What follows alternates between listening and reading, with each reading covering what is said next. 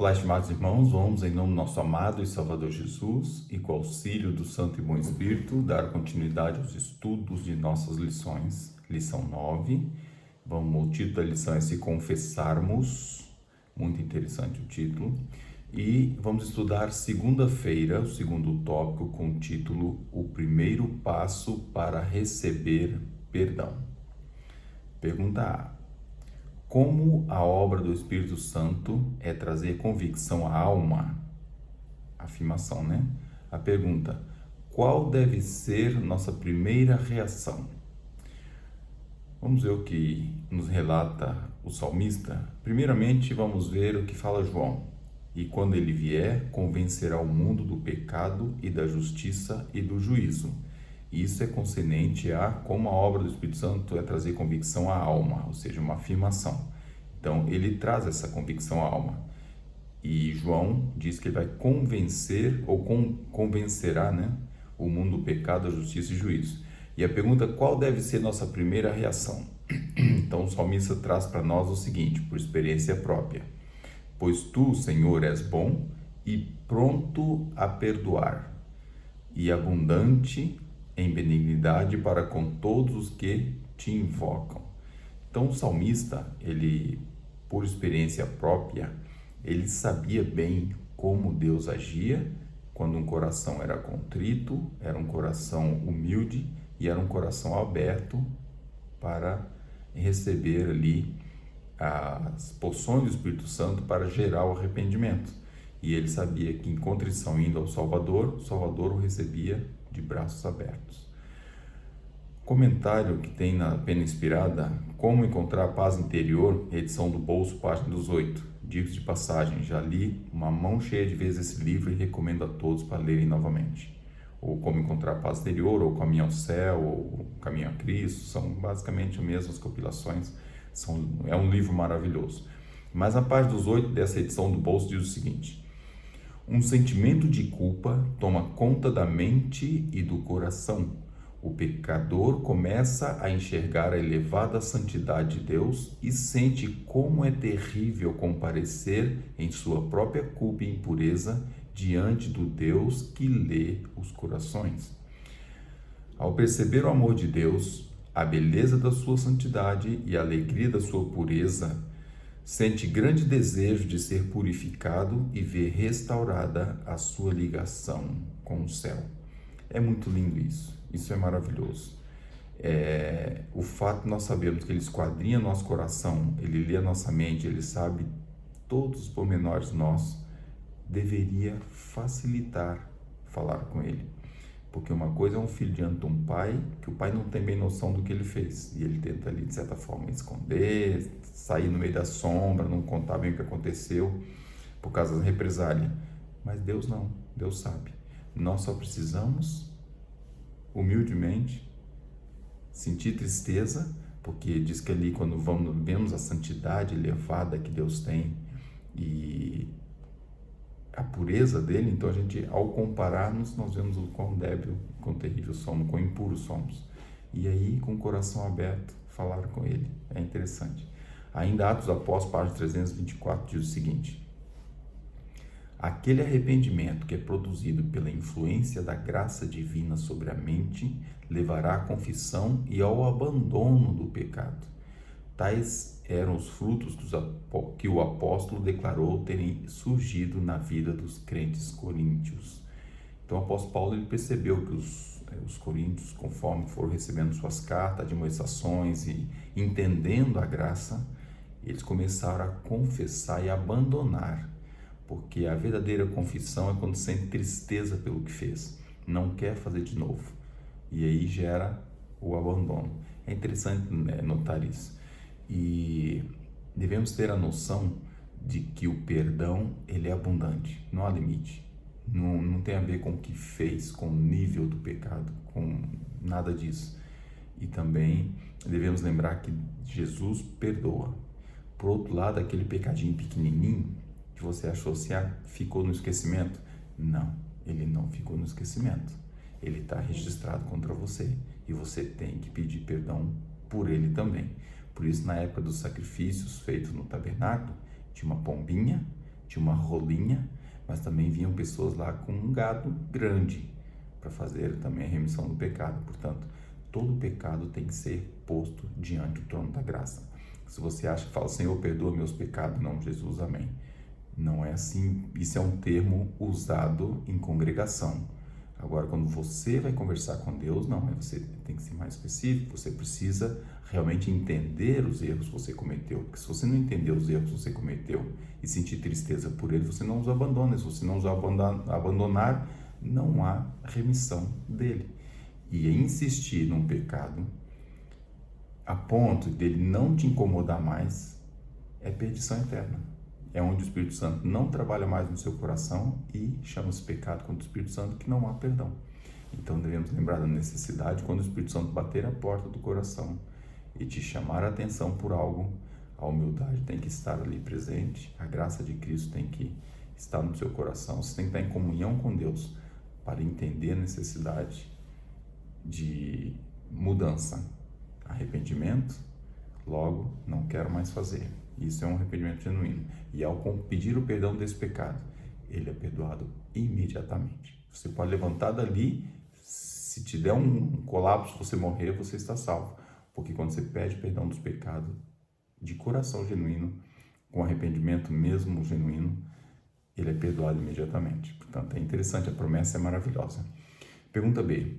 Olhando para o exemplo do dia de Pentecostes, que resultado o despertar da consciência para a convicção do pecado produziu? Então vamos ver o que aconteceu na época do Pentecostes. Nós sabemos que foi quando foi derramada a chuva temporã, foi na época que os discípulos receberam então uma porção enorme do Espírito Santo, fizeram um trabalho esplêndido, maravilhoso, mas a exemplo disso, houve ali um resultado na consciência, um despertar que houve naquelas pessoas todas, naqueles irmãos da época, para a convicção do pecado. O que produziu isso? Vamos lá ver, vamos entender o que aconteceu naquela época. Então está registrado em Atos Apóstolos, em Atos, o livro bíblico, Atos capítulo 2, o versículo 36 e 37. Saiba, pois, com certeza, toda a casa de Israel que é esse Jesus, a quem vos crucificaste, Deus o fez Senhor e Cristo. Uma afirmação solene, né? Ouvindo eles isto, compungiram-se em seu coração e perguntaram a Pedro e aos demais apóstolos: que faremos, varões e irmãos? O que acontece aqui? Naquela época, muitos, por ignorância, ainda bem que tem a promessa de Deus, não leva em conta o tempo de ignorância. Muitos ali por ignorância, de certa forma, não tão ativa, mas viram acontecer muita coisa, foram de certa forma meio que conivente com a crucifixão de Cristo. Quando eles perceberam, quando chegou a mensagem para eles, que a mensagem foi direta, uma mensagem produzida pelo Espírito Santo naqueles discípulos, naqueles irmãos, eles entenderam que tinham, de certa forma, crucificado a Cristo, que estava ali, de certa forma, envolvido, ou no mínimo não fizeram nada, ou não até aceitaram, na época deviam aceitar, ficaram apavorados, perguntaram: que faremos, varões e irmãos? O que eu posso fazer agora? O que vai ser de mim? Ficaram preocupados com a circunstância. Então é interessante notar isso.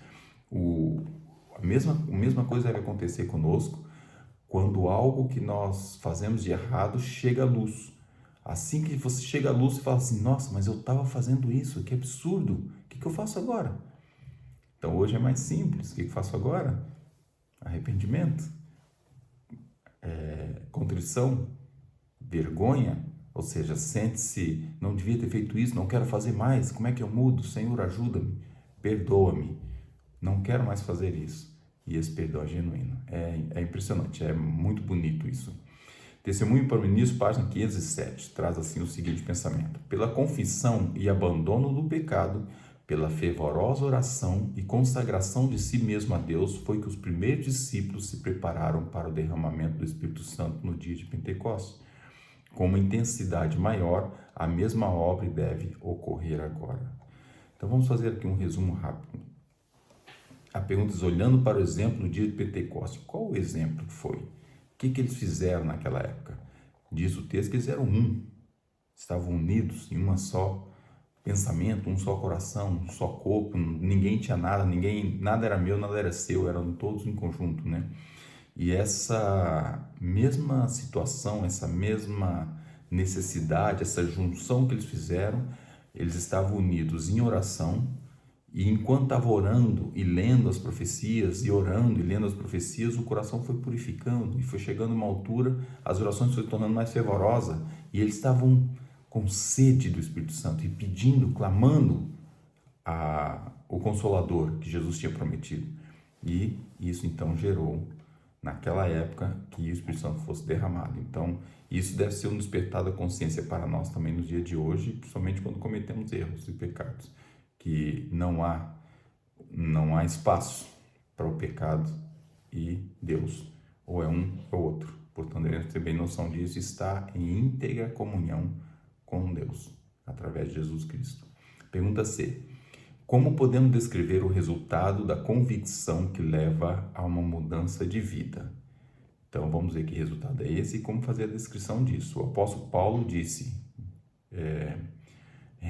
relatado em Atos capítulo 2, 38, Pedro expressou, E disse-lhes Pedro: arrependei-vos e cada um de vós seja batizado em nome de Jesus Cristo para perdão dos pecados e recebereis o dom do Espírito Santo.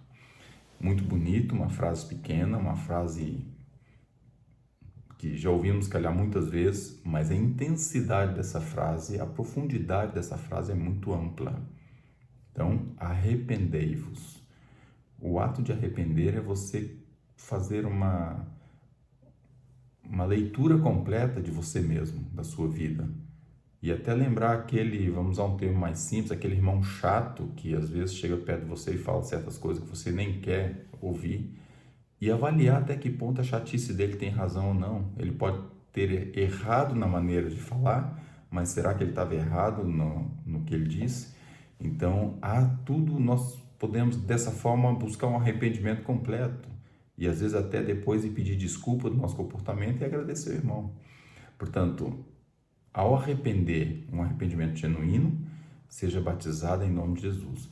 Nós às vezes pensamos no batismo da água, aquele batismo que vai ser mergulhado, vai sair da água, aquele ato público de aceitar Jesus, é importante e necessário. Mas muitas vezes nós vamos ter aquele batismo espiritual, aquele batismo que você entende a intensa necessidade de mudança, de ter um coração puro, de ter um coração realmente voltado para Deus. Então, é importante isso para todos. E ao acontecer isso, receber o dom do Espírito Santo. Muitos de nós, como é meu caso, nasci na igreja, tive minha trajetória que não foi exemplo para ninguém, mas muitos outros irmãos, estou fazendo quase meio século de idade, e se eu não me aperceber da necessidade de uma conversão diária, de uma necessidade de entender que eu tenho minhas manias, que eu tenho meus erros, que eu tenho às vezes aquele pecado acariciado que eu tenho que lidar com ele, o meu traço de caráter que eu tenho que alterar e mudar e melhorar todo dia. Se eu não estiver atento a isso, pessoas recém-convertidas podem ocupar o meu lugar. Então devemos ter o cuidado de ter o amor verdadeiro a Deus, de entender a necessidade de olhar no espelho, cujo espelho seja Cristo. Se Cristo for o que refletir, eu vou ver muitos defeitos, e esses defeitos não preciso vencê-los todos de uma vez, acho que nem é possível, mas devo todos os dias ir construindo o meu caráter e buscando melhorar a cada dia. Patriarcas e Profeta, página 614, diz o seguinte: para que pudessem encontrar a verdadeira paz, tratando-se aqui dos israelitas, precisavam ver e confessar o próprio pecado do qual eram culpados. Ainda a leitura do Testemunho para Igrejas, volume 5, página 639, diz assim: a verdadeira confissão é sempre específica e reconhece pecados específicos. Eu vou ler de novo a frase, eu já tinha comentado antes, mas vou ler novamente. A verdadeira confissão é sempre específica e reconhece pecado específico. Continuando, esses pecados podem ser de tal natureza que só devam ser apresentados perante Deus. Também podem ser erros que devam ser confessados a pessoas que foram prejudicadas por eles. Ou podem ser públicos, nesse caso devem ser divulgados perante a comunidade religiosa. Mas toda confissão deve ser definitiva e direta, reconhecendo os pecados de que você é culpado. Então não é ninguém te acusar para você assumir. Isso é uma coisa, é alguém descobrir e acusar você. Mas aqui estamos a falar de reconhecimento. Você entender o erro, você entender o pecado, você sentir tristeza pelo que fez e abandonar. E é interessante notar que pecado específico. Então você sabe, eu cometi tal coisa. Então, Senhor, peço perdão por isso e por aquilo, e também fiz isso, ou seja, especifica. E o arrependimento também deve ser específico. Reconhecer, arrepender desses pecados, não é dos pecados. Como eu comentei aqui antes, Deus não entende, o Senhor perdoa todos os meus pecados. Não é assim que funciona. Você deve reconhecer o que você errou e confessar a Deus e buscar o arrependimento para que haja alteração de vida. E é interessante notar que existem pecados que você comete sozinho. Então não tem necessidade nenhuma você expor isso para ninguém. É entre você, Jesus e Deus. O Espírito Santo vai trabalhar no teu coração para o arrependimento. Aquele pecado prejudicou uma outra pessoa. Então você vai tratar com essa pessoa, vai ajoelhar com ela e pode pedir perdão a Deus junto com ela. Agora, se foi público, envolveu mais pessoas, envolveu a igreja, foi gerou uma difamação ou coisa do gênero, então vai ter que ser tratado também de forma pública, não só para corrigir, como também para ficar de exemplo, como também para, vamos dizer, fechar aquela sujeira, ou limpar aquela sujidade, né? Seja como for, deve ser feito dessa forma para que realmente a vida continue. O rumo ao céu não pode parar. E às vezes o rumo ao céu tem ali a estrada às vezes chove, tem lama, se suja, mas depois tem que sacudir o pó, tem que lavar no sangue de Cristo e continuar a jornada. Mas não tenha medo, não tenha vergonha, não deixe o orgulho manter você no caminho da perdição. Fale com Deus, peça ajuda. Depois peça ajuda a uma pessoa de confiança para fazer o trabalho. Se for um ato público, precisa ser pedido perdão, não adia, você não sabe o dia de amanhã. Então, converse com quem tiver que conversar, procure uma pessoa da sua confiança, um ministro no qual você confia, expõe, resolva o seu problema com Deus. Jesus disse, meu fardo é leve, e realmente é.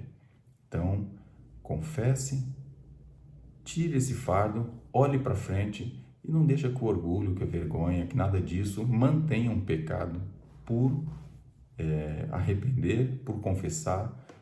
Não, sua salvação vale mais que isso. Portanto, que Deus nos abençoe, Deus nos ajude para que essa lição, se confessarmos, ou como o tema da nossa lição, né, o primeiro passo para receber o perdão é o reconhecer o perdão. É reconhecer o pecado, é reconhecer o erro. Então, possamos reconhecer o erro, ter humildade para confessar. E o processo depois é mais fácil, é mais simples. Então, Deus nos abençoe, nos dê sua graça, nos dê humildade para isso e possamos estar em comunhão com o nosso Pai Celestial. Não permita que nada, quando você for deitar, tudo que você lembrar, resolva com Deus. Se for algo que você resolver com o teu semelhante, resolva com o seu semelhante. Até o dia que você ajoelha à noite para orar, você tem questões pessoais para resolver com Deus, mas nunca com o seu semelhante. Vai ser uma bênção em sua vida. Que Deus te abençoe e abençoe a cada um de nós. Amém.